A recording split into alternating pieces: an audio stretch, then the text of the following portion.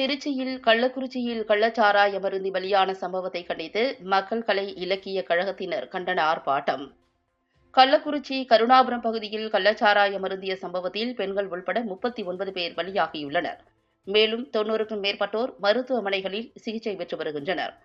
கள்ளச்சாராயத்தை தடுக்க தவறிய மாநில திமுக அரசை கண்டித்தும் காவல்துறையை கண்டித்தும் மக்கள் கலை இலக்கிய கழகம் மற்றும் புதிய ஜனநாயக தொழிலாளர் முன்னணி சார்பாக திருச்சியில் மத்திய பேருந்து நிலையம் பெரியார் சிலை அருகே கண்டன ஆர்ப்பாட்டம் நடைபெற்றது. இதில் மக்கள் கலை இலக்கிய கழகம் மற்றும் புதிய ஜனநாயக தொழிலாளர் முன்னணியைச் சேர்ந்த நிர்வாகிகள் ஏராளமானோர் கலந்து கொண்டு தமிழக அரசுக்கு எதிராகவும் காவல்துறைக்கு எதிராகவும் கோஷங்களை எழுப்பினர். கலாச்சாரத்தை பண்பாடு முற்றிலும் அரசாங்கம் செய்த தவறுதான். திமுக அரசு பொறுப்பேற்று கிட்டத்தட்ட 3 ஆண்டுகளை கடந்துருச்சு. நான் சாராயத்தை படிப்படியாக நிறுத்திடுவேன் அப்படின்னு சொன்னார், வாக்குறுதி கொடுத்தாரு. இந்த தகுதி கேட்டு போய் தான் குடிக்கலாம். அப்ப இந்த தகுதியை உருவாக்க வேண்டுமா இல்லையா? அப்படி ஒரு நல்ல சாராயத்தை குடிக்க வேண்டுமா இல்லையா? கூலி தொழில் விசச்சாராய படுகொலைக்கு காவல்துறையே காரணம்.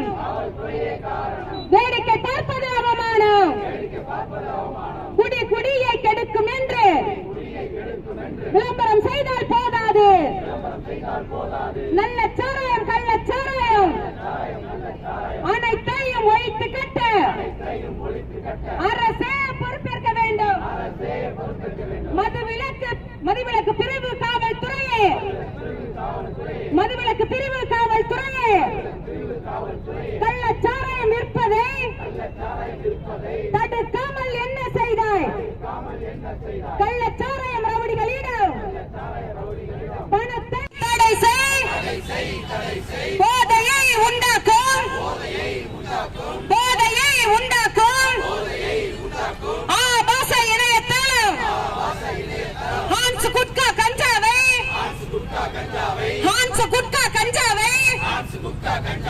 சாராய மது போதையை தடை செய்.